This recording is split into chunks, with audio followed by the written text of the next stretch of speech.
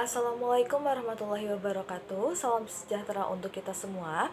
Perkenalkan, nama saya Arum Artati dari Akuntansi Perpajakan kelas 3D. Bersama rekan-rekan saya, izin mempresentasikan mengenai wesel tagih. Baik, yang pertama kita akan mulai dari definisi wesel tagih. Wesel tagih atau promissory notes atau notes receivable merupakan klaim perusahaan kepada pihak ketiga yang didukung janji tertulis untuk membayar dalam jangka waktu tertentu. Penerbit wesel disebut wesel bayar atau notes payable karena penerbit berjanji untuk membayar, sedangkan penerima wesel disebut wesel tagih atau notes receivable karena penerima memiliki hak klaim untuk menagih. Selanjutnya yaitu akuntansi wesel tagih. Akuntansi timbul saat menerima karena menjual barang atau jasa atau karena ada piutang usaha yang jatuh tempo. Lalu ada akuntansi saat jatuh tempo yaitu saat debitur membayar atau debitur tidak membayar. Dan juga ada akuntansi saat menjual wesel, yaitu saat menjual wesel dan saat jatuh tempo debitur tapi tidak membayar. Piutang wesel. Piutang wesel dibagi menjadi dua. Ada piutang wesel berbunga dan piutang wesel tidak berbunga. Piutang wesel berbunga adalah piutang wesel yang nilai jatuh temponya terdiri dari nominal ditambah bunga. Sedangkan piutang wesel tidak berbunga adalah piutang wesel yang nilai jatuh temponya sama dengan nilai nominalnya. Baik, saya akan menjelaskan tentang pengakuan dan tanggal jatuh tempo. Penguangan wesel ada dua, yaitu yang pertama ada pada saat jatuh tempo dan sebelum jatuh tempo atau didiskontokan. Pengakuan atau penarikan wesel, yang pertama ada penjualan kredit dan menggantikan piutang kredit.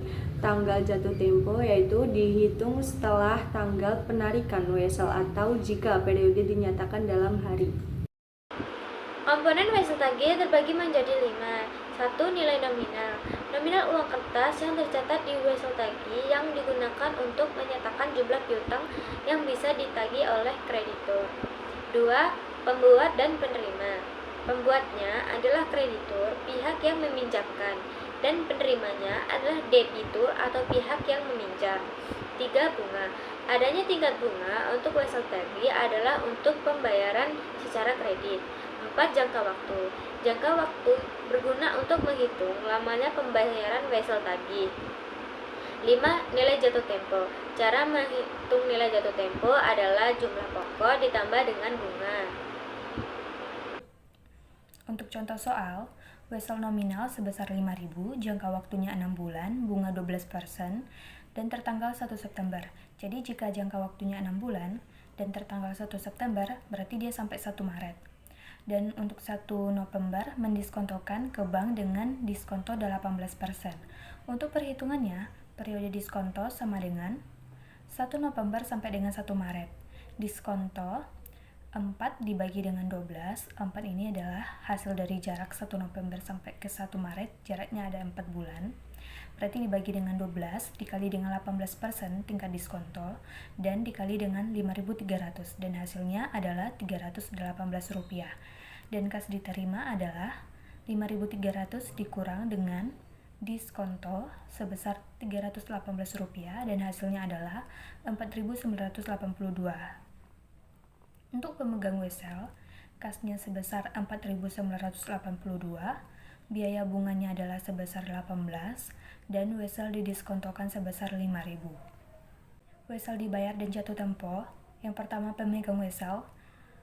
Untuk jurnalnya, wesel didiskontokan sebesar 5.000, piutang weselnya sebesar 5.000 dikredit.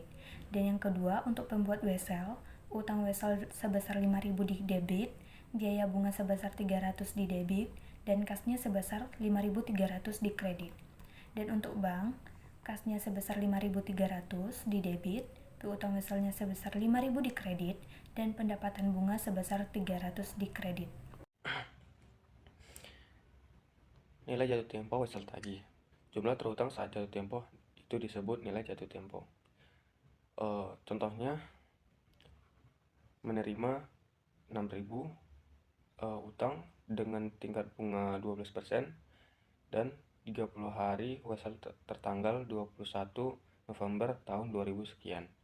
Untuk penyelesaian piutangnya, kita mencari piutang bunga dengan cara nilai terutangnya yaitu pokok dikali tingkat bunga dan dikali waktu. Di sini untuk pokoknya kita mendapatkan 6.000 dikali tingkat bunganya yaitu 12% dan waktunya yaitu 30/360 dan mendapatkan hasil bunganya yaitu sebesar 60. Untuk penghitungan nilai jatuh temponya yaitu nilai pokok ditambah bunga. Nah, di sini untuk nilai pokoknya sebesar 6.000 dan bunga yang telah kita dapat dari perhitungan tadi sebesar 60. Maka untuk nilai jatuh temponya yaitu sebesar 6.060.